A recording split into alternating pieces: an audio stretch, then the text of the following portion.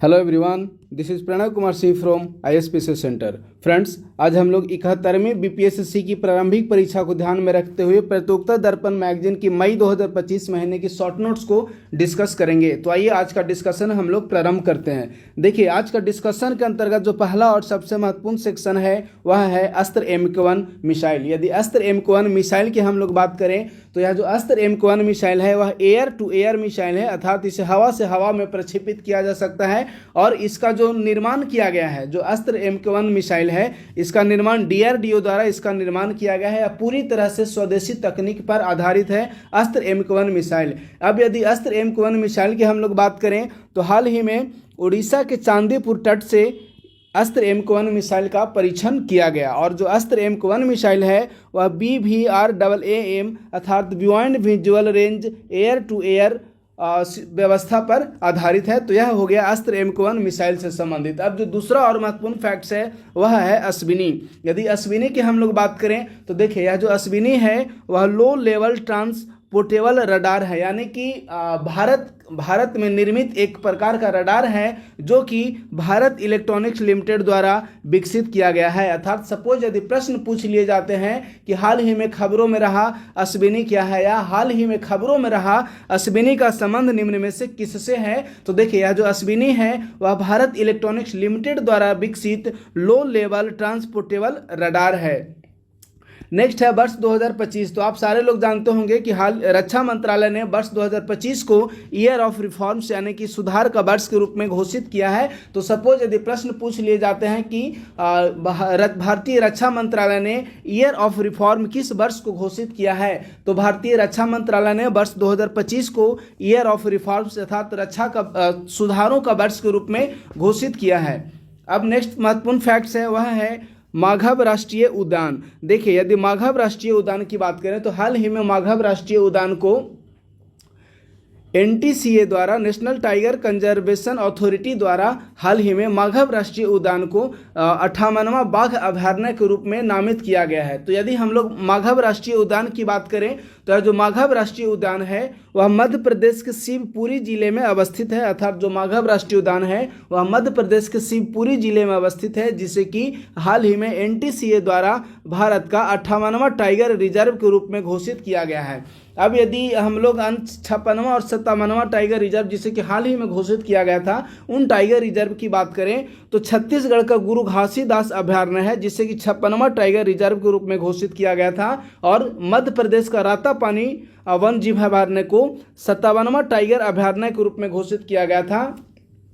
और मध्य प्रदेश के शिवपुरी जिले में अवस्थित माघव राष्ट्रीय उद्यान को ही 58वां टाइगर अभयारण्य के रूप में घोषित किया गया। नेक्स्ट फैक्ट है वह है युद्धपोत तवाशय। यदि युद्धपोत तवाशय की बात करें तो युद्धपोत तवाशय का निर्माण गोवा शिपयार्ड लिमिटेड द्वारा किया जा रहा है। और यह जो युद्धपोत तवाशय है वह क्रिबाक श्रेणी का युद्धपोत है, जिसके अंतर्गत टोटल 6 युद्धपोत विकसित किए जाने की बात की गई थी। अब देखिए, यह जो 6 युद्धपोत विकसित किए जाने की बात की गई थी इसमें से 3 युद्धपोत ऐसे होंगे जो कि रूस में निर्मित किया जाएगा, और जो 3 युद्धपोत ऐसे होंगे जिसका निर्माण भारत के गोवा शिपयार्ड लिमिटेड द्वारा किया जाएगा। बेसिकली यह जो युद्धपोत तवाशय है वह क्रिबाक श्रेणी पर आधारित है, जिसके निर्माण के लिए भारत एवं रूस के मध्य समझौता ज्ञापन पर हस्ताक्षर हुए थे। अर्थात भारत एवं रूस के द्वारा क्रिबाक श्रेणी के 6 युद्धपोत का निर्माण किया जा रहा है, जिसके अंतर्गत युद्धपोत तवाशय का निर्माण गोवा शिपयार्ड लिमिटेड द्वारा किया गया है। और हाल ही में 22 मार्च 2025 ईस्वी को इसका जलावतरण किया गया। नेक्स्ट फैक्ट है स्पेडेक्स मिशन।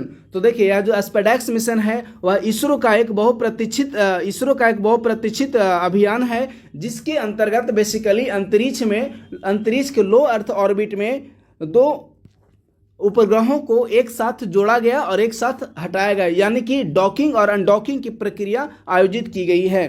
तो यदि स्पेडेक्स मिशन की बात करें तो स्पेडेक्स मिशन को 30 दिसंबर 2024 ईस्वी को इसरो द्वारा प्रक्षेपित किया गया था। और जो प्रक्षेपण यान के अधिनाम की हम लोग बात करें तो वह PSLV-C60 अर्थात PSLV-C60 के द्वारा 30 दिसंबर 2024 ईस्वी को इसरो द्वारा स्पेडेक्स मिशन को प्रक्षेपित किया गया।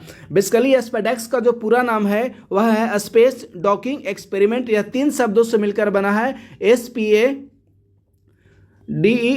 स्पेडेक्स, यानी कि स्पेस डॉकिंग एक्सपेरिमेंट। देखिए यह जो स्पेडेक्स मिशन है उसके अंतर्गत अनडॉकिंग की जो प्रक्रिया हुई वह 13 मार्च 2025 को अनडॉकिंग की प्रक्रिया हुई और डॉकिंग की जो प्रक्रिया हुई वह 16 जनवरी 2025 को, अर्थात स्पेडेक्स मिशन के अंतर्गत 16 जनवरी 2025 को 2 उपग्रहों को अंतरिक्ष में जोड़ा गया, अर्थात डॉकिंग की प्रक्रिया 16 जनवरी 2025 को आयोजित की गई और इन दोनों उपग्रहों को एक दूसरे से अलग अलग करने की प्रक्रिया जिसे कि अनडॉकिंग के नाम से जाना जाता है उसे 13 मार्च 2025 ईस्वी को किया गया।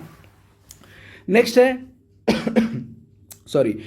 है जनवरी 2015 से दिसंबर 2024 तक लगभग 10 वर्षों की अवधि में भारतीय अंतरिक्ष अनुसंधान संगठन द्वारा 393 विदेशी उपग्रहों तथा 3 भारतीय ग्राहक उपग्रहों को प्रक्षेपित किए गए। सपोज यदि प्रश्न पूछ लिया जाता है कि पिछले 10 वर्षों के दौरान इसरो द्वारा कितने विदेशी उपग्रहों को प्रक्षेपित किए गए, तो पिछले 10 वर्षों के दौरान इसरो द्वारा टोटल 393 विदेशी उपग्रहों को प्रक्षेपित किया गया और इस प्रक्षेपण के द्वारा इसरो जो है वह टोटल $143 मिलियन की विदेशी राशि प्राप्त की, अर्थात इन उपग्रहों को प्रक्षेपण के माध्यम से इसरो $143 मिलियन की राशि इसरो प्राप्त की।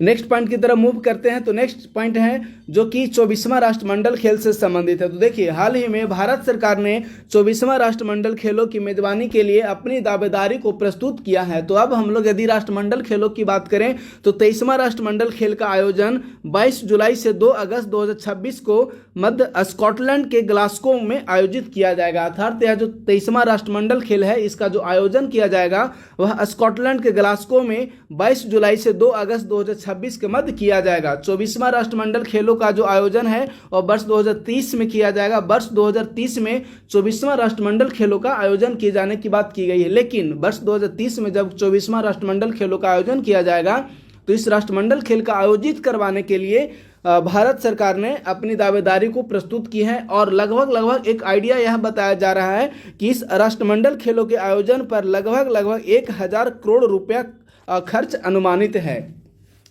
इसी संबंध में पिछली बार वर्ष 2010 ईस्वी में भारत में इसका राष्ट्रमंडल खेलों का आयोजन वर्ष 2010 ईस्वी में भारत में किया गया था और 1982 ईस्वी में एशियाई खेलों की भी मेजबानी भारत में की गई थी। तो सपोज यदि प्रश्न पूछ लिए जाते हैं कि 23वां राष्ट्रमंडल खेल का आयोजन कहाँ किया जा रहा है, तो 23वां राष्ट्रमंडल खेलों का आयोजन 22 जुलाई 2026 से 2 अगस्त 2026 के मध्य स्कॉटलैंड के ग्लासगो में किया जाएगा।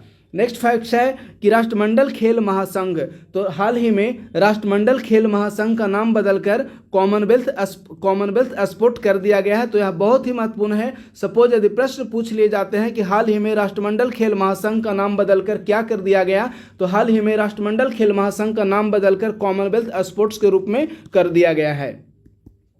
नेक्स्ट फैक्ट्स है पत्र वितरण व्यवस्था। देखिए यह जो पत्र वितरण व्यवस्था है या फिर जो कह सकते हैं कि जो पोस्ट ऑफिस की जो व्यवस्था है, तो हाल ही में विश्व का एकमात्र ऐसा देश बनने वाला है डेनमार्क, जो कि अपने यहाँ पत्र वितरण व्यवस्था यानी कि डाक व्यवस्था को पूरी तरह समाप्त करने का निर्णय लिया गया है और संभवतः अक्टूबर नवंबर होते होते डेनमार्क में इस व्यवस्था को यानी कि पोस्ट ऑफिस की व्यवस्था को डेनमार्क में अक्टूबर नवंबर होते होते पूरी तरह से समाप्त किए जाने की बात की जा रही है। नेक्स्ट फ्रेंड्स वह है ब्लू घोस्ट। देखिए यदि ब्लू घोस्ट की हम लोग बात करें तो हाल ही में अमेरिकी निजी कंपनी फायरफ्लाई एरोस्पेस द्वारा एक निर्मित अंतरिक्ष यान है, यानी कि जो ब्लू घोस्ट है वह अमेरिकन निजी स्पेस कंपनी फायरफ्लाई एरोस्पेस द्वारा निर्मित किया गया एक प्रकार का लैंडर है। ध्यान दीजिएगा, एक प्रकार का लैंडर है और यह जो लैंडर है वह चंद्रमा की सतह पर लैंड किया है। तो आप लोग जानते होंगे कि चंद्रमा की सतह पर लैंड करने वाला पहला निजी स्पेस यान बना था ओडिसियस लैंडर था, जो कि इंट्यूटिव मशीन्स नामक एजेंसी द्वारा प्रक्षेपित किया गया था। और यह जो ब्लू घोस्ट है वह फायरफ्लाई एरोस्पेस द्वारा निर्मित या प्रक्षेपित किया जाने वाला ऐसा दूसरी निजी एजेंसी है। ध्यान दीजिएगा, ऐसा दूसरी निजी एजेंसी है जो कि चंद्रमा की सतह पर अपने किसी उपग्रह को लैंड करवाया है।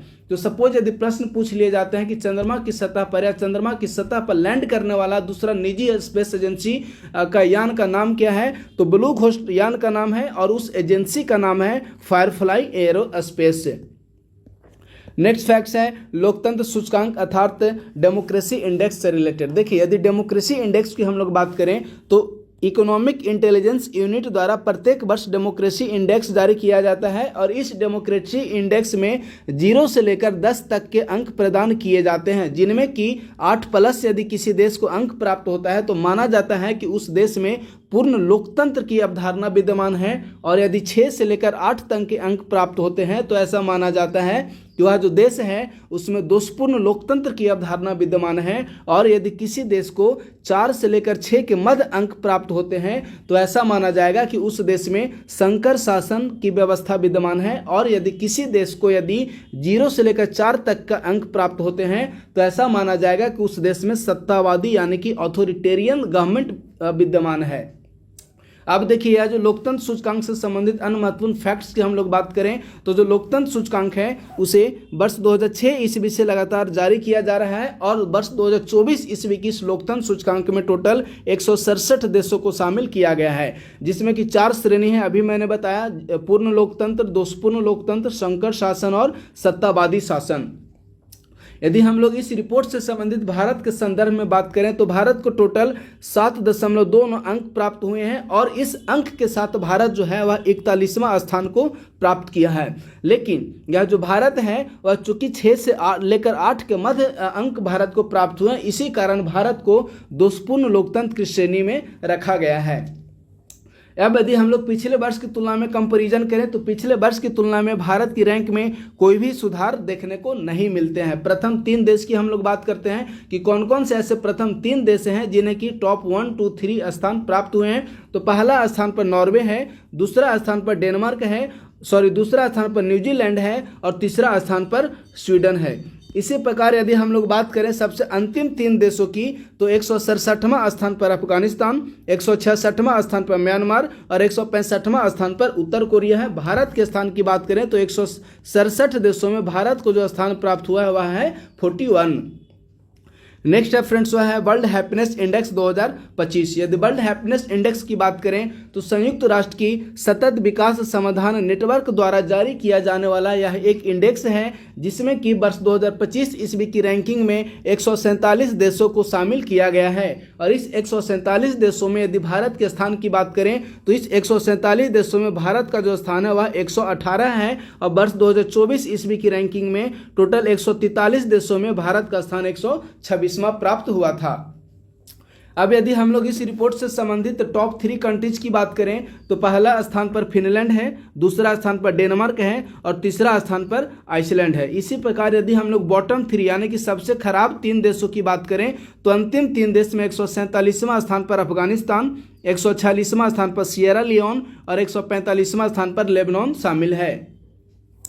नेक्स्ट महत्वपूर्ण फैक्ट्स की बात करते हैं तो देखते हैं कि फिनलैंड एकमात्र ऐसा देश है जो कि लगातार 8 वर्षों से इस इंडेक्स में वर्ल्ड हैप्पीनेस इंडेक्स में टॉप स्थान पर बनाए हुए, यानी कि पहला स्थान पर लगातार पिछले 8 वर्षों से फिनलैंड ही विद्यमान है। और इस जो सूचकांक है अर्थात वर्ल्ड हैप्पीनेस इंडेक्स की जो गणना है वह टोटल 7 इंडेक्स यानी कि 7 मानकों पर आधारित 7 मानकों को आधार बनाकर वर्ल्ड हैप्पीनेस इंडेक्स की गणना की जाती है। नेक्स्ट है फ्रेंड्स वह है हथियारों की खरीद पर सिप्री की रिपोर्ट। देखिए यदि हथियारों की खरीद से संबंधित रिपोर्ट की बात करें तो प्रत्येक वर्ष सिप्री द्वारा इस प्रकार के रिपोर्ट जारी किए जाते हैं। इस रिपोर्ट में यह बताया गया है कि वर्ष 2020 से लेकर वर्ष 2024 अर्थात पिछले 5 वर्षों की अवधि में 5 बड़े आयातक देश हैं जो कि यूक्रेन है, दूसरा भारत, तीसरा कतर, नेक्स्ट है चौथा स्थान पर सऊदी अरब, 5वें स्थान पर पाकिस्तान है। यानी कि हथियारों की आयात में भारत का स्थान विश्व में दूसरा है। ध्यान दीजिएगा, सपोज यदि प्रश्न पूछ लिए जाते हैं कि सिप्री की नवीनतम रिपोर्ट के अनुसार हथियारों की आयात में भारत का स्थान किस क्रम का है, तो हथियारों के आयात में भारत का स्थान जो है वह दूसरा है, जबकि यूक्रेन पहली बार इस रिपोर्ट में पहला स्थान को प्राप्त किया है। आप ध्यान देंगे, आप देखेंगे कि वर्ष 2015 से 19 की अवधि के की अवधि से लेकर वर्ष 2020 से 24 की अवधि का यदि तुलनात्मक अध्ययन हम लोग करें तो यूक्रेन द्वारा हथियार की आयात में 9,627% की वृद्धि देखने को मिली है और विश्व में पहली बार ऐसा वृद्धि देखने को मिला है जिसमें कि वृद्धि लगभग 10,000% की वृद्धि देखने को मिला है हथियारों के आयात में किसी एक देश द्वारा। तो ऐसा मुख्य रूप से माना जा रहा है कि जो रूस एवं यूक्रेन के मध्य जो विवाद चल रहा है इसी कारण वर्ष 2020 से 24 की अवधि में यूक्रेन द्वारा हथियारों के आयात में 9,627% की वृद्धि देखने को मिली है। अब यदि हम लोग विश्व के सबसे 5 बड़े निर्यातक देश की बात करें कि कौन कौन से ऐसे टॉप 5 कंट्री है जो कि आर्म्स का सबसे ज़्यादा एक्सपोर्ट करते हैं, तो पहले स्थान पर अमेरिका है जिसका विश्व के हथियार निर्यात में लगभग 43% का योगदान है। दूसरे स्थान पर फ्रांस, तीसरे स्थान पर रूस, चौथे स्थान पर चीन और 5वें स्थान पर जर्मनी है। अब यदि हम लोग चीन अन्य महत्वपूर्ण फैक्ट्स की बात करें तो देखिए इस अवधि में यानी कि वर्ष 2020 से लेकर वर्ष 2024 के बीच का जो अवधि अर्थात 5 वर्ष की जो अवधि हुई उस अवधि में चीन के हथियारों की आयात में 64% की कमी देखने को मिली है। अब यदि हम लोग भारत की बात करें तो सपोज भारत द्वारा जितने भी हथियार आयात किए जाते हैं उन हथियारों में 36% हथियार जो आयात हैं वे रूस द्वारा किए जाते हैं, 33% हथियारों की आयात फ्रांस से किए जाते हैं और 13% हथियारों की जो आयात है वह इजराइल से किया जाता है। इस रिपोर्ट के अनुसार पाकिस्तान जो है वह हथियारों की खरीद में 5वां स्थान पर बना हुआ है। अब देखिए कि 2020 से 2024 के दौरान हथियारों की कुल निर्यात में अमेरिका की वैश्विक हिस्सेदारी है वह सर्वाधिक 43% रही है और अभी मैंने बताया था कि विश्व में सर्वाधिक हथियारों का जो निर्यात है वह अमेरिका द्वारा ही किया जा रहा है, जो कि वैश्विक स्तर पर हथियारों के निर्यात में अमेरिका की हिस्सेदारी 43% है। तो यह हो गया हथियारों की आयात निर्यात से संबंधित सिप्री की वार्षिक रिपोर्ट। नेक्स्ट फैक्ट है हाल ही में यूरोपियन आयोग के अध्यक्ष का भारत आगमन हुआ। तो देखिए इससे संबंधित जो प्रश्न बनने की संभावना है कि यूरोपियन आयोग के अध्यक्ष कौन है, तो उर्सुला वॉन डेर लेयन जो हैं वो यूरोपियन आयोग के अर्थात यूरोपियन काउंसिल के अध्यक्ष हैं। नेक्स्ट फैक्ट है रायसीना डायलॉग या रायसीना संवाद। रायसीना डायलॉग जो है इसका आयोजन प्रत्येक वर्ष भारतीय विदेश मंत्रालय एवं ऑब्जर्वर रिसर्च फाउंडेशन द्वारा प्रत्येक वर्ष इसका आयोजन किया जाता है। इस प्रकार के आयोजन यानी कि रायसीना डायलॉग का पहली बार जो आयोजन किया गया था वह वर्ष 2016 ईस्वी में इसका आयोजन किया गया था और यह जो रायसीना डायलॉग वर्ष 2025 ईस्वी में जो आयोजित किया गया वह अपने प्रकार का 8वां संस्करण है और इसका पहली बार आयोजन किया गया था वर्ष 2016 ईस्वी में। यह 10वां संस्करण है और इसका आयोजन किया गया नई दिल्ली में 17 से 19 मार्च 2025 ईस्वी के मध्य। यदि हम लोग चीफ गेस्ट की बात करें तो न्यूजीलैंड के प्रधानमंत्री क्रिस्टोफर लक्सन इस रायसीना डायलॉग के चीफ गेस्ट थे और इसका वर्ष 2025 ईस्वी के रायसीना डायलॉग का जो थीम था वह कालचक्र, पीपल्स, पीस एंड प्लैनेट। ध्यान दीजिएगा यह जो थीम है वो काफ़ी महत्वपूर्ण है। सपोज यदि प्रश्न पूछ लिए जाते हैं कि रायसीना डायलॉग 2025 में जो आयोजित किया गया उसका थीम क्या है, तो कालचक्र, पीपुल्स, पीस एंड प्लैनेट। और यह जो रायसीना डायलॉग है उसमें मुख्य रूप से भू राजनीतिक अर्थात जियो पॉलिटिक्स एवं जियो इकोनॉमी संबंधी विषयों पर चर्चा किए जाते हैं। इसका पहला जो आयोजन किया गया था वह वर्ष 2016 ईस्वी में किया गया था। नेक्स्ट है सुनीता विलियम्स और बुच मिलमोर से संबंधित। तो देखिए यह जो सुनीता विलियम्स और बुच मिलमोर हैं इनकी सुरक्षित वापसी 19 मार्च 2025 ईस्वी को फ्लोरिडा की खाड़ी में हुई है और जो इनको लाने के लिए जो यान भेजा गया था उसका नाम था स्पेस एक्स का क्रू 9। 5 जून 2024 ईस्वी को एक सप्ताह के लिए मुख्य रूप से ये लोग ISS यानी कि इंटरनेशनल स्पेस स्टेशन पर 5 जून 2024 को बेसिकली एक सप्ताह के लिए गए थे, लेकिन अंतरिक्ष यान में खराबी के कारण इन्हें वापसी में देरी हुई और अंततः 19 मार्च 2025 ईस्वी को क्रू 9 यान के माध्यम से इन्हें फ्लोरिडा की खाड़ी में लाया गया। नेक्स्ट है हाल ही में भारतीय प्रधानमंत्री को मॉरिशस के सर्वोच्च सम्मान the grand commander of the Indian ocean, ये संक्षिप्त नाम है the grand commander of the Indian ocean जो कि मॉरिशस का सर्वोच्च सम्मान है, से हाल ही में भारतीय प्रधानमंत्री को, ध्यान दीजिएगा यहाँ भारतीय प्रधानमंत्री छूट गया है, तो हाल ही में भारतीय प्रधानमंत्री को मॉरिशस के सर्वोच्च सम्मान the grand commander of the Indian ocean से सम्मानित किया गया है। नेक्स्ट फैक्ट है इकोनॉमिक कॉन्सेप्ट। देखिए, यदि इकोनॉमी से रिलेटेड करंट अफेयर्स की हम लोग बात करें तो सर्वाधिक महत्वपूर्ण है कि कोयले का उत्पादन। यदि हम लोग कोयले का उत्पादन से संबंधित वर्ष 2024-25 के लेटेस्ट डाटा की बात करें तो वित्त वर्ष 2024-25 में कोयले का जो कुल उत्पादन हुआ है वह 1 अरब टन को क्रॉस कर गया है। और इसी अवधि में वर्ष 2023-24 में कोयला का जो कुल उत्पादन हुआ था वह 997.83 मिलियन टन था। तो यह हो गया कोयला का उत्पादन से संबंधित महत्वपूर्ण फैक्ट्स। नेक्स्ट है वर्ष 2024-25 की पहली 3 तिमाहियों में भारत में FDI फॉरेन डायरेक्ट इन्वेस्टमेंट अंतर प्रवाह में 27% की वृद्धि देखने को मिली है। अब यह जो हम लोग बात करते हैं, देखिए इस अवधि में कितना FDI प्राप्त हुआ, तो टोटल भारत को 40.67 अरब डॉलर का टोटल FDI प्राप्त होता है। और इस अवधि में कुल FDI की हम लोग बात करते हैं तो 62.48 अरब डॉलर का कुल FDI वर्ष 2024-25 की अवधि में रहा। टोटल FDI की हम लोग यदि बात करें तो, लेकिन यदि पहली 3 तिमाहियों में FDI की बात करें तो आज पहली 3 तिमाहियों में FDI था 40.67 अरब डॉलर। और भारत में निवेश किए गए सर्वाधिक FDI में यदि वृद्धि वाले देशों की बात करें तो सर्वाधिक वृद्धि देखने को मिली है सिंगापुर में, दूसरा सर्वाधिक वृद्धि देखने को मिली है नीदरलैंड में, और तीसरा सर्वाधिक वृद्धि देखने को मिली है UAE अर्थात संयुक्त अरब अमीरात में। नेक्स्ट फैक्ट्स की हम लोग बात करते हैं तो हाल ही में केंद्र सरकार द्वारा IRCTC एवं IRFC को नवरत्न कंपनी का दर्जा प्रदान किया गया। IRCTC से आप लोग सभी परिचित होंगे। यह जो IRFC है उसे भी हाल ही में नवरत्न कंपनी का दर्जा प्रदान किया गया है। यदि हम लोग नवरत्न कंपनी की बात करें तो वर्तमान समय में भारत में 26 ऐसी सार्वजनिक क्षेत्र की कंपनियां हैं जिसे कि नवरत्न कंपनी का दर्जा प्रदान किया गया है। अब सपोज आप लोग के मन में यह प्रश्न उठता होगा कि किन आधारों पर किसी भी कंपनी को नवरत्न कंपनी का दर्जा प्रदान किया जाता है। तो यदि हम लोग आधार की बात करें तो आधार में सबसे पहला और महत्वपूर्ण फैक्ट यह है कि वैसी मिनी रत्न कंपनियां जो कि श्रेणी 1 में शामिल होंगी उन्हें ही नवरत्न कंपनी का दर्जा प्रदान किया जाएगा। लेकिन इसके अंतर्गत और भी जो शर्त हैं उनमें पहला है कि पिछले 3 वर्षों के दौरान उस कंपनी का शुद्ध वार्षिक लाभ 5,000 करोड़ रुपया से अधिक होना चाहिए। दूसरा इसमें महत्वपूर्ण है कि पिछले 3 वर्षों के दौरान उस कंपनी का औसत वार्षिक टर्नओवर लगभग 25,000 करोड़ रुपया से अधिक होना चाहिए। और तीसरा इसमें महत्वपूर्ण है कि पिछले 3 वर्षों में औसत वार्षिक उस कंपनी का औसत वार्षिक शुद्ध संपत्ति जो है वह 15,000 करोड़ रुपया से अधिक होना चाहिए। तो यह जो फैक्ट्स हो गया वह हो गया नवरत्न कंपनियों से संबंधित। यदि वर्तमान समय हम लोग नवरत्न कंपनियां की बात करें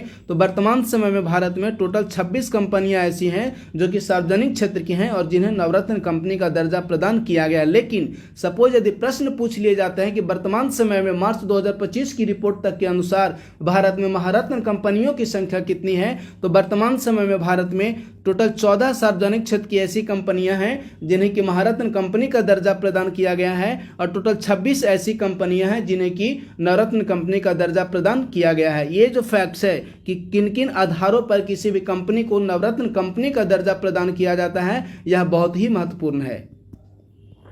नेक्स्ट है विश्व बैंक से अनुसार। तो देखिए हाल ही में विश्व बैंक द्वारा जारी एक रिपोर्ट के अनुसार यह बताया गया है कि यदि भारत वर्ष 2047 ईस्वी तक उच्च आय वाला देश बनना चाहता है तो इस भारत को प्रत्येक वर्ष 7.8% की वृद्धि दर प्राप्त करना अनिवार्य होगा।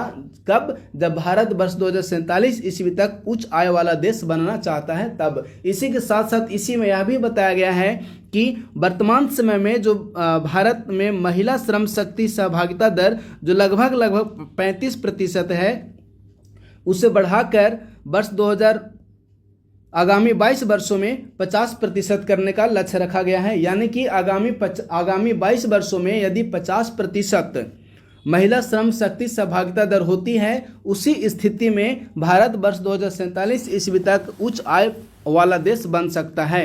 यदि वैश्विक अर्थव्यवस्था में भारत की हिस्सेदारी की बात करें तो वर्ष 2000 ईस्वी में वैश्विक अर्थव्यवस्था में भारत की हिस्सेदारी जो लगभग 1.6% था, वह वर्ष 2023 ईस्वी में बढ़कर वैश्विक अर्थव्यवस्था में भारत की जो हिस्सेदारी है वह बढ़कर 3.4% हो गया है। तो यह जो डाटा है वह काफ़ी महत्वपूर्ण है कि वर्ष 2000 ईस्वी में भारत की वैश्विक अर्थव्यवस्था में हिस्सेदारी 1.6% थी, जो वर्ष 2023 ईस्वी में बढ़कर 3.4% हो गई है।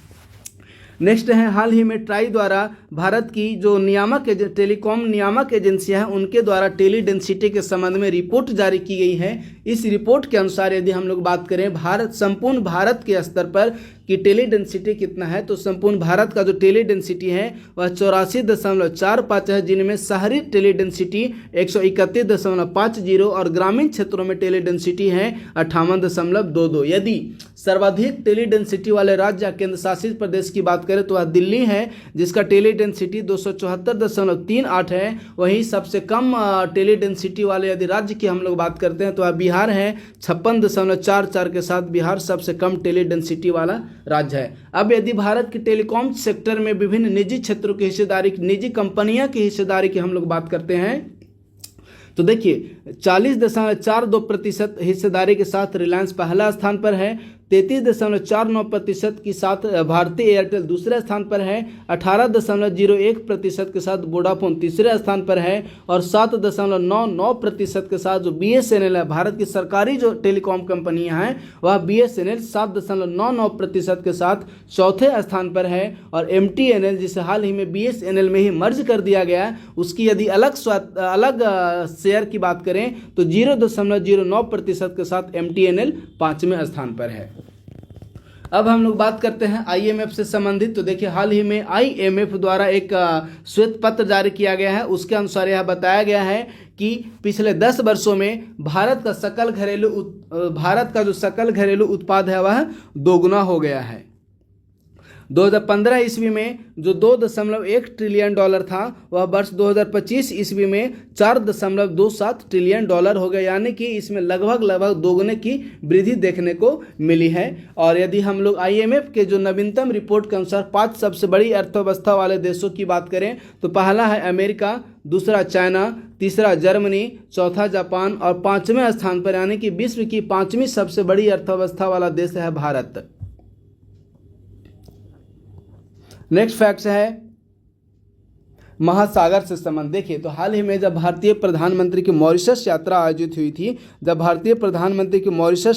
थी, तो उस स्थिति में उस यात्रा के दौरान भारतीय प्रधानमंत्री द्वारा महासागर का कॉन्सेप्ट दिया गया। महासागर का पूरा नाम होता है mutual and holistic advancement for security and growth across regions. तो आप लोग ध्यान रखिए, यह एक BPSC की प्रारंभिक परीक्षाओं में एक बार पूर्ण रूप भी पूरा नाम भी पूछा जा चुका है।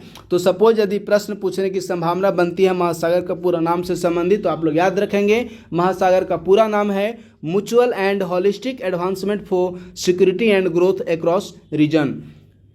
अभी मैंने बताया कि मॉरिशस यात्रा के दौरान भारतीय प्रधानमंत्री द्वारा महासागर का कॉन्सेप्ट दिया गया।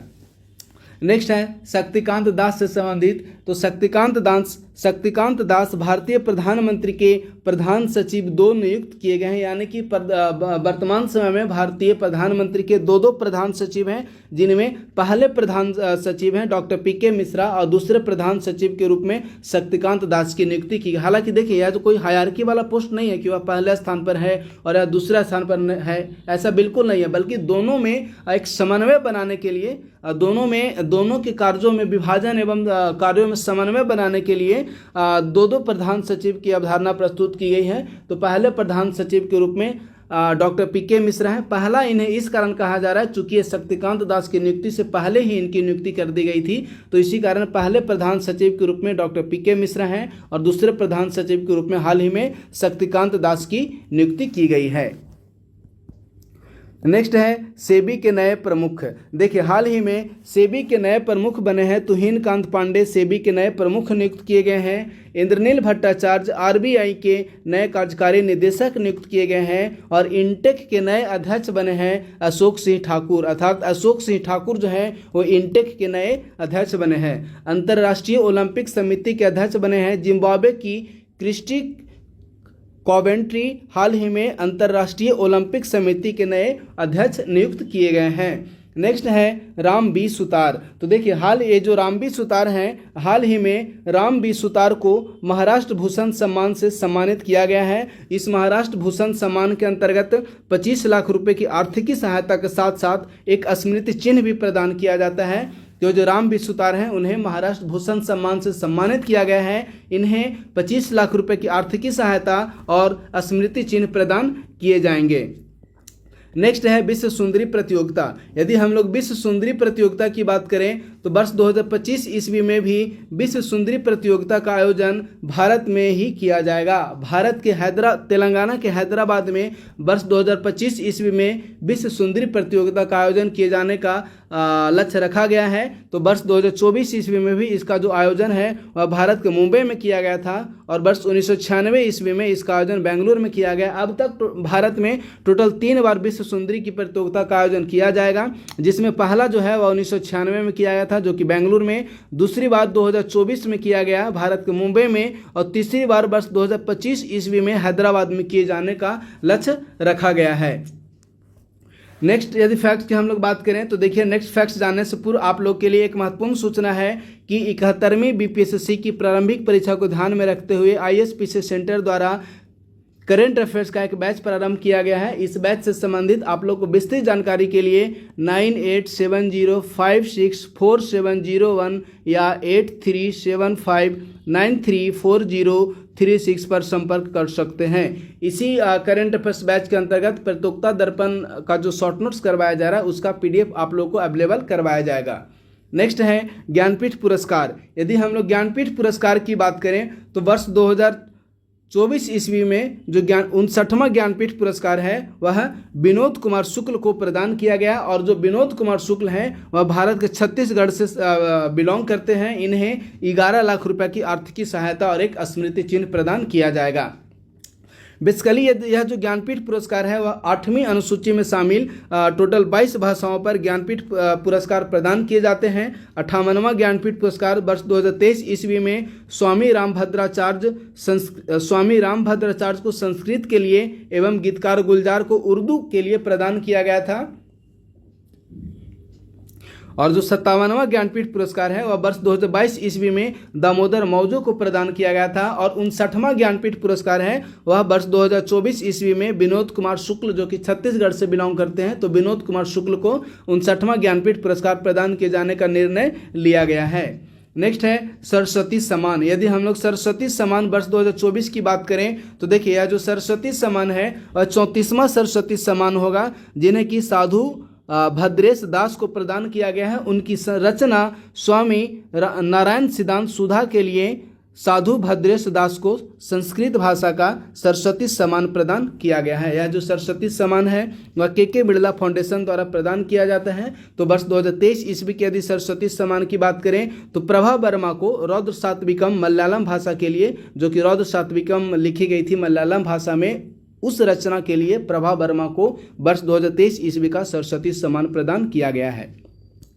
नेक्स्ट मार्च महीने में आयोजित किए गए कुछ महत्वपूर्ण यदि दिवस की हम लोग बात करते हैं तो विश्व वन्यजीव दिवस है। इसका आयोजन 3 मार्च को किया जाता है। नेक्स्ट है राष्ट्रीय सुरक्षा दिवस। यदि राष्ट्रीय सुरक्षा दिवस की बात करें तो इसका आयोजन प्रत्येक वर्ष 4 मार्च को किया जाता है। इसी प्रकार अंतर्राष्ट्रीय महिला दिवस 8 मार्च, बिहार दिवस 22 मार्च, विश्व जल दिवस 22 मार्च और नेक्स्ट है पाकिस्तान का राष्ट्रीय दिवस। यदि हम लोग पाकिस्तान की राष्ट्रीय दिवस की बात करें तो प्रत्येक वर्ष 23 मार्च को पाकिस्तान का राष्ट्रीय दिवस मनाया जाता है। देखिए 23 मार्च को पाकिस्तान का राष्ट्रीय दिवस मनाए जाने के पीछे जो हिस्टोरिकल बैकग्राउंड है वह बेसिकली यह है कि जब 23 मार्च 1940 ईस्वी को लाहौर प्रस्ताव में पाकिस्तान निर्माण की बात पहली बार की गई थी, उसी के ध्यान में रखते हुए प्रत्येक वर्ष 23 मार्च को पाकिस्तान द्वारा पाकिस्तान का राष्ट्रीय दिवस मनाया जाता है।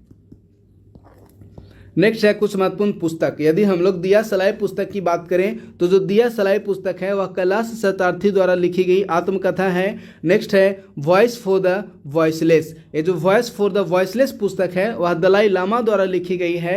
नेक्स्ट पुस्तक है थैंक यू फॉर लिविंग। यदि थैंक यू फॉर लिविंग पुस्तक की बात करें तो इसके जो लेखक हैं उनका नाम है ऋत्विक सिंह। और नेक्स्ट और महत्वपूर्ण पुस्तक है जो कि जनरल मनोज नरवाने पूर्व थल सेनाध्यक्ष द्वारा लिखी गई पुस्तक है, उसका नाम है the containment conspiracy A military thriller. यह बहुत ही महत्वपूर्ण पुस्तक है। The containment conspiracy A military thriller पुस्तक के लेखक हैं पूर्व थल सेनाध्यक्ष general Manoj Naravane.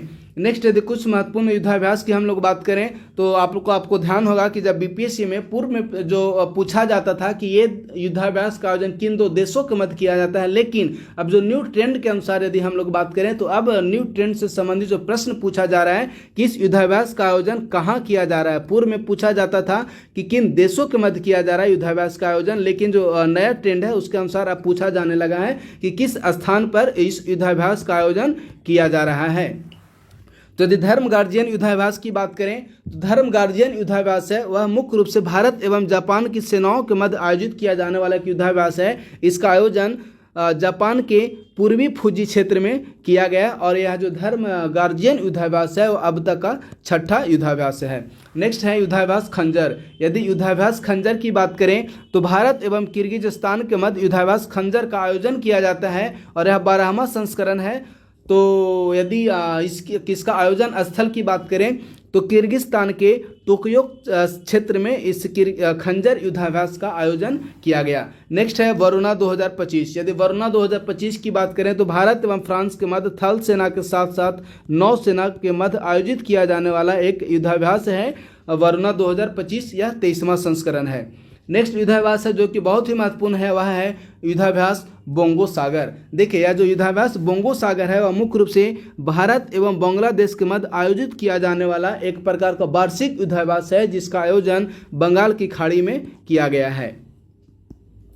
Next fact की बात करें तो वह है विज्ञान एवं प्रौद्योगिकी यानी कि साइंस टेक से रिलेटेड कुछ महत्वपूर्ण है ग्रह परेड। यदि ग्रह परेड देखिए ग्रह परेड का मतलब क्या होता है। ग्रह परेड का मतलब होता है एक समानांतर क्रम में या एक सीधी रेखा में ग्रहों की उपस्थिति।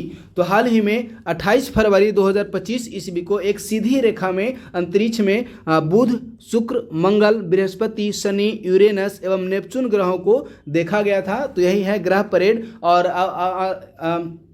और ऐसा अनुमान लगाया जा रहा है कि जो अगली बार ग्रह परेड होगा वह इसकी पुनरावृत्ति वर्ष 2040 ईस्वी में इस ग्रह परेड की पुनरावृत्ति देखने को मिलेगी। तो सपोज यदि प्रश्न पूछ लिए जाते हैं कि ग्रह परेड का आयोजन ग्रह परेड की घटना कब देखने को मिली तो 28 फरवरी 2025। और हाँ आप लोग इन कुछ जो महत्वपूर्ण ग्रह हैं जैसे बुध, शुक्र, मंगल, बृहस्पति, शनि, यूरेनस और नेपच्यून इनको भी याद रखिएगा। नेक्स्ट है जन औषधि दिवस। यदि जन औषधि दिवस की बात करें तो प्रत्येक वर्ष 7 मार्च को केंद्र सरकार द्वारा जन औषधि दिवस मनाए जाने का निर्णय लिया गया है। जन औषधि दिवस से संबंधित यदि कुछ हिस्टोरिकल फैक्ट्स की बात करें या हिस्टोरिकल के साथ साथ इसके संबंध में यदि योजनागत फैक्ट्स की बात करें तो देखिए जो जन औषधि दिवस है यह तो 7 मार्च को मनाए जाने का निर्णय यद्यपि लिया गया है, लेकिन वर्ष 2008 ईस्वी में केंद्र सरकार द्वारा जन औषधि योजना को प्रारंभ किए जाने का निर्णय लिया गया था और वर्ष 2015 ईस्वी में इस योजना का नाम बदलकर प्रधानमंत्री जन औषधि योजना कर दिया गया। इसी प्रकार यदि इस योजना से संबंधित हम लोग क्रियान्वयन एजेंसी की बात करें कि कौन सी एजेंसी है जो जन औषधि योजना का क्रियान्वयन कर रही है तो उस एजेंसी का नाम है भारतीय औषधि एवं चिकित्सा उपकरण ब्यूरो द्वारा इस जन औषधि योजना का क्रियान्वयन किया जा रहा है।